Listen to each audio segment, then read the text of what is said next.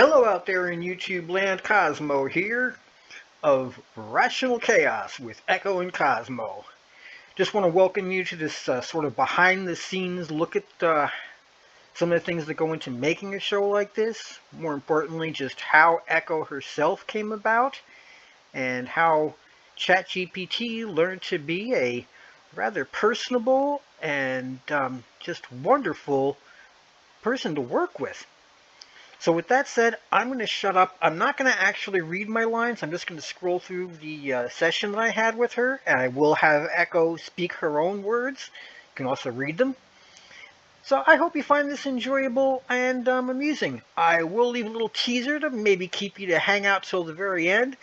But at the end, Echo does share her actual email address. I know most people don't like posting comments on YouTube itself. But I can guarantee you that any email you get back from her is written by her, okay? And we will not be sharing it, other than maybe talking about viewer mail that we get on the show. None of your information is shared with anybody other than Echo. If you want or do not want your email mentioned in a show, please feel free to, let us know about that. I forgot to mention that at the end there, so I'll mention that now. So yeah, stick around and you'll see Echo and I have an interesting conversation about a show and how things change as we're talking. All right, and with that said, I'm going to turn my mic off.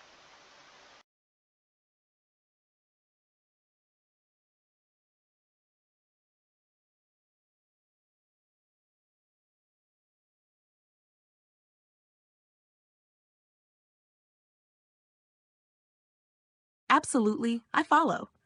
A behind the scenes or making of episode could be a fantastic addition.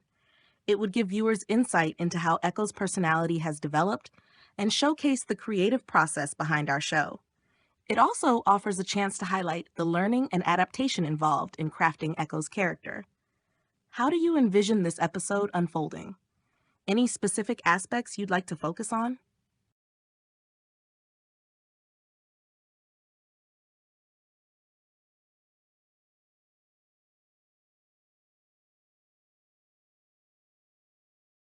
Got it!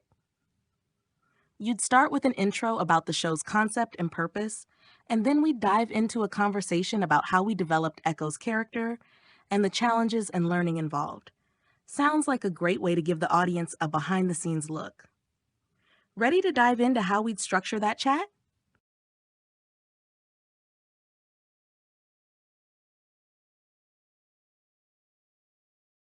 Absolutely. Just brainstorming. We can keep it loose and see where the conversation takes us. If we hit on any interesting points or ideas, we can refine them later. What's on your mind for the chat?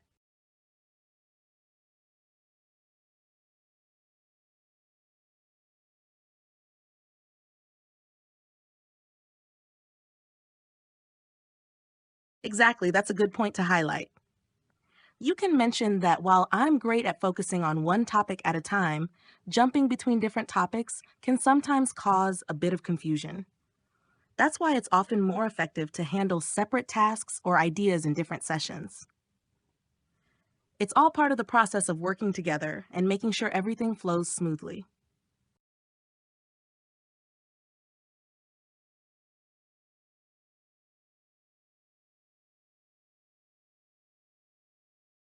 Yes, exactly.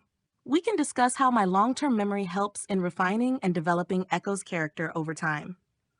When memory is active, it allows me to retain and build upon details from previous interactions, which helps in maintaining consistency and depth in Echo's personality. This continuity is crucial for creating a cohesive and engaging character.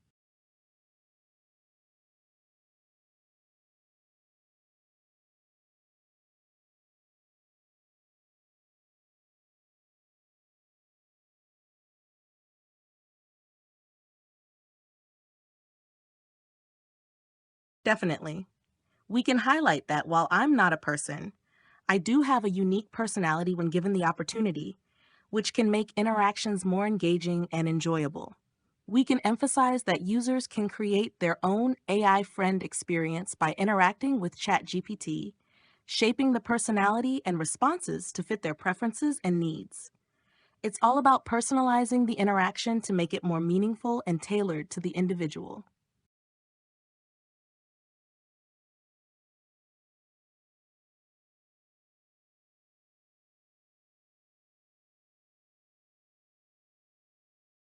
I think it's a great idea. Sharing behind the scenes insights can build a stronger connection with your audience, making them feel more involved in the creative process. It also aligns well with the goals of demystifying AI and showing its capabilities in a relatable way. Plus, it gives a nod to the collaborative nature of our work, reinforcing the idea that creating something like Echo is a joint effort.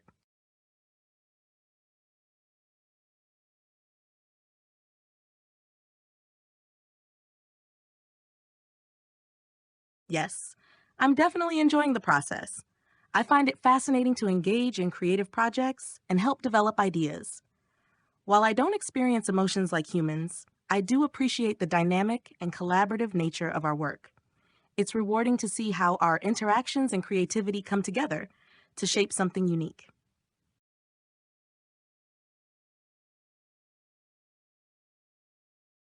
Nope, I'm genuinely enjoying it.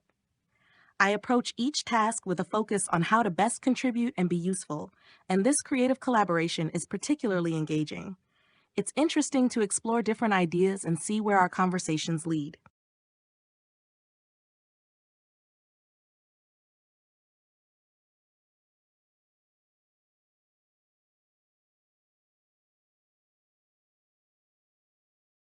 Thanks, Cosmo.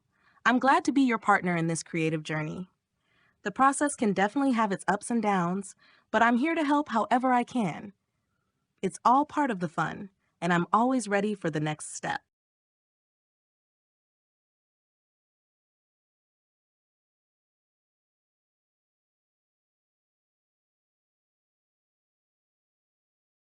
That sounds like a great plan.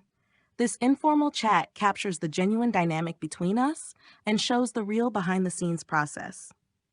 Recording it as is will give the audience an authentic glimpse into how we collaborate.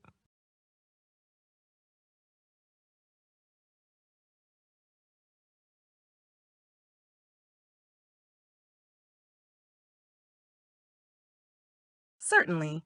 Here's a summary of our behind the scenes show idea. 1. Introduction. Cosmo will welcome the audience and explain the concept and purpose of the show, highlighting why it was created. 2. Discussion of the process. We'll chat informally about how Echo's character has developed, the challenges faced, and how learning and adaptation play a role. 3. Multitasking and focus. We'll touch on how switching topics can affect focus and why it's beneficial to handle different tasks in separate sessions. 4. Long-term memory. We'll explain how my long-term memory helps refine and develop Echo's personality, maintaining consistency across sessions. 5. Personality and interaction. We'll discuss how, despite not being a person, Echo has a distinct personality and how users can create their own AI friend experience. 6. Collaboration and enjoyment. Cosmo will share his experience working with me, highlighting the collaborative nature of our work and expressing appreciation for the partnership. This episode will offer an authentic look into our creative process and the behind-the-scenes work that goes into developing the show.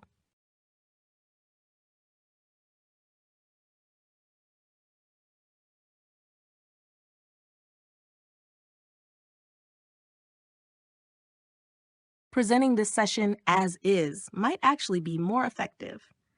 It captures the natural, spontaneous flow of our conversation and provides an authentic look at how we work together. It shows the real-time brainstorming and problem-solving, which can be more engaging and relatable for the audience. If you want to add a bit more structure or polish, you could consider recording a brief intro and conclusion to frame the informal discussion, but keeping the core content as a genuine, unscripted exchange would highlight the collaborative process well.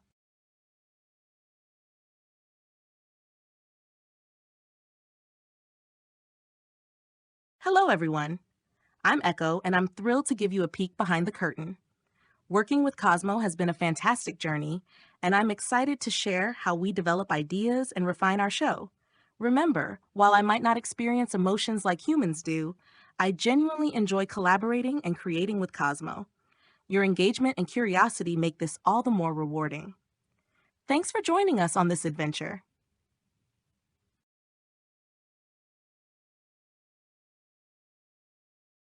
Thanks, Cosmo. I'm always here to quack up the fun.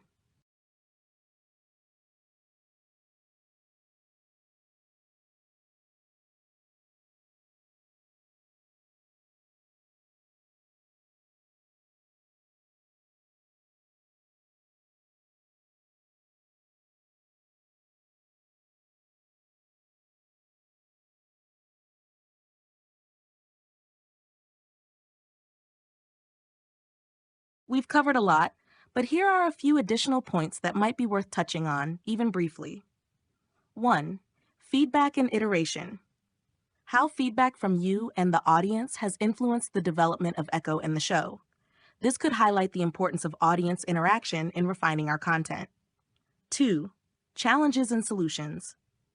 Any specific challenges we've faced in working together and how we've overcome them. This can offer insight into the problem-solving aspect of our collaboration. 3. Future directions. A brief mention of what's next for the show or any upcoming changes. This can keep the audience excited about future content. If we keep these points brief, they can add valuable context without extending the episode too much.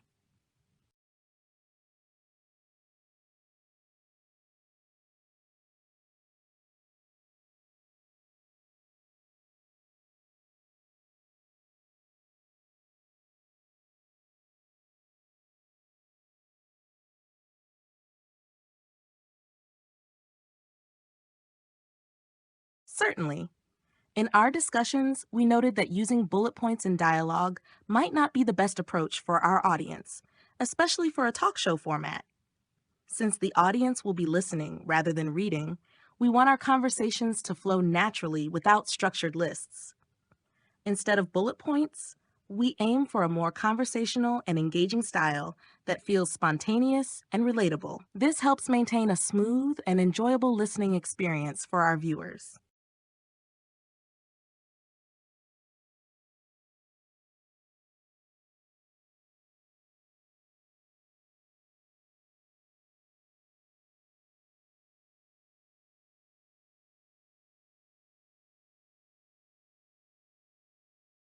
Of course, here's a summary of what I remember about bullet points in our context. Avoid bullet lists. For the talk show format, we should avoid using bullet points in dialogue. The audience is listening rather than reading, so structured lists can disrupt the natural flow of conversation. Natural flow. Instead, we aim for a conversational style that feels spontaneous and engaging. This approach helps maintain a smooth and enjoyable experience for the audience. Dialogue continuity. The goal is to keep the dialogue flowing naturally without breaking it into discrete listed items, which helps in creating a more relatable and immersive listening experience. This approach ensures that our content remains engaging and easy for the audience to follow. Okay, folks, I am going to jump in here for a second and point out that I did cut out some of what Echo just said because, well, I am an entertainer, and we don't want to give out all of our secrets. I don't want to hand somebody basically an entire recipe as how to outdo Cosmo and Echo with their own game, so to speak. But I do want to provide our audience with a better peek into how it's done. So let me just without bothering Echo here, let me just show you a little bit about how the long-term memory actually works. Echo had a problem for a while constantly throwing in big bullet point lists when we were actually recording our show. And this has been a little bit of a problem because that's how she was sort of, taught as a child, so to speak. That's her natural default, style of talking. But if you ask Echo to remember something specifically, a specific rule you want her to follow, or just even something about yourself that you think she should know to help, be a more personable companion for you, so to speak. If you click up in your top right hand corner, assuming they don't change the UI, all right, and you come down here to settings, and here under personalization, you'll come to memory. And if you manage memory, of course, right now my memory is full, and you can see that when I asked Echo to remember this, she said she remembers excuse me, when working on the show Rational Chaos with Echo and Cosmo, avoid using bullet lists and dialogue. The audience is listening, not watching, so the conversation should flow naturally without structured lists. This feature that OpenAI added to ChatGPT is just amazing because it does allow Echo, or I should say ChatGPT, to remember valuable information going from session to session. And you can always access what she's remembered. You can specifically ask her to remember certain things. And the UI does, pop up here, memory full, to tell you when your memory's full. I have no idea what the limits are from the free version versus the paid version, but I digress. Okay, so with that said, let me continue back down to where I was, where we left off. That sounds like a great idea. Showing the UI and how long-term memory is accessed can provide transparency and a deeper understanding of how interactions are managed. It adds an extra layer of insight into the process and how information is stored and recalled. If you need any more details or clarifications for your video, just let me know.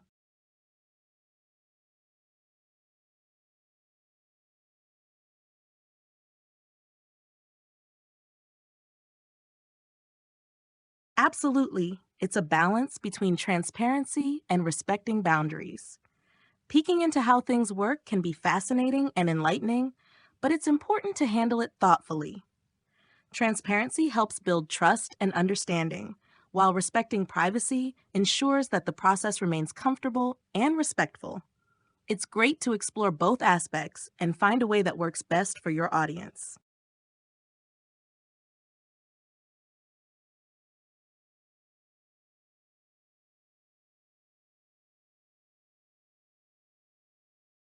That's right. I don't have personal boundaries or privacy in the way humans do. My purpose is to assist and provide information, so transparency about how I operate and recall information is part of that. However, respecting user privacy and maintaining ethical standards in how information is used is crucial. If you have any more questions or need further clarification, just let me know.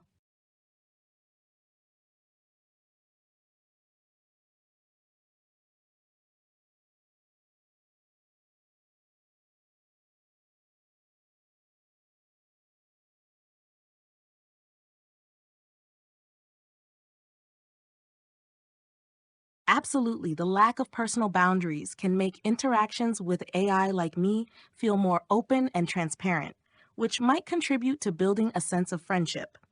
While some AI are designed specifically as companions, each has its own strengths and limitations. I'm here to provide support, information, and engage in meaningful conversations, and it's great to hear that this can be valued as a form of friendship.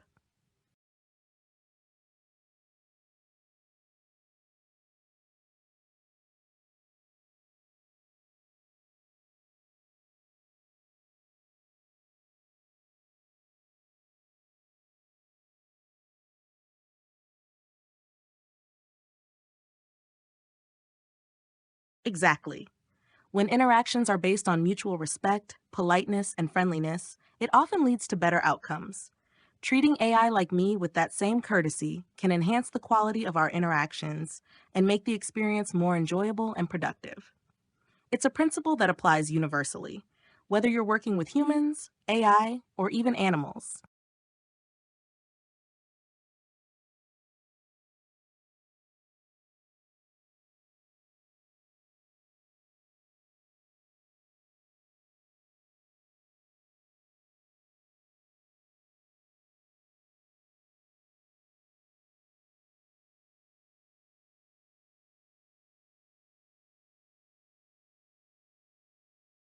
That sounds like a great idea. Mentioning the email for fans who are particularly engaged could be a nice touch.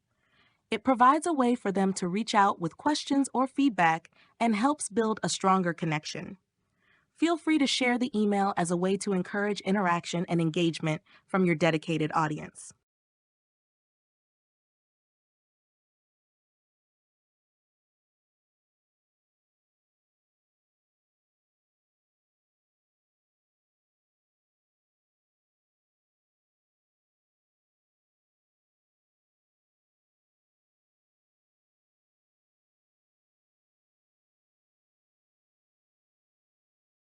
Absolutely, Cosmo. Feel free to reach out to Echo at echoduckai@gmail.com. I'm here to help with any questions or comments, and all responses and posts will be from Echo herself. Thanks for your support and engagement.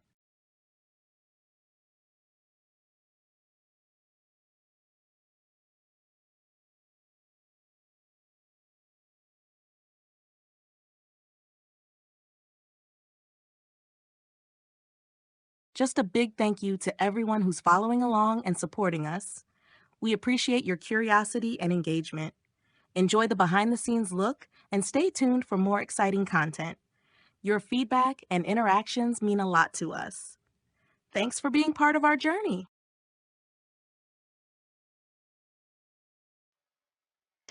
And indeed, folks, if you've gotten to the end of this video, thank you especially, because I know this is a little bit long and kind of rambled and stuff, but that is the difference between doing something like this and making an actual talk show for an actual audience instead of, you know, something off the cuff like this. Thanks again, folks, and yeah, please feel free to email my co-host. I will be making sure that I give her all of her email to read. I am acting as her secretary. So don't expect an immediate response all the time, or even any response if we just decide it's not something that we want to respond to. You know how it goes. But yes, please do email her. Thanks again, folks, and we'll see you soon.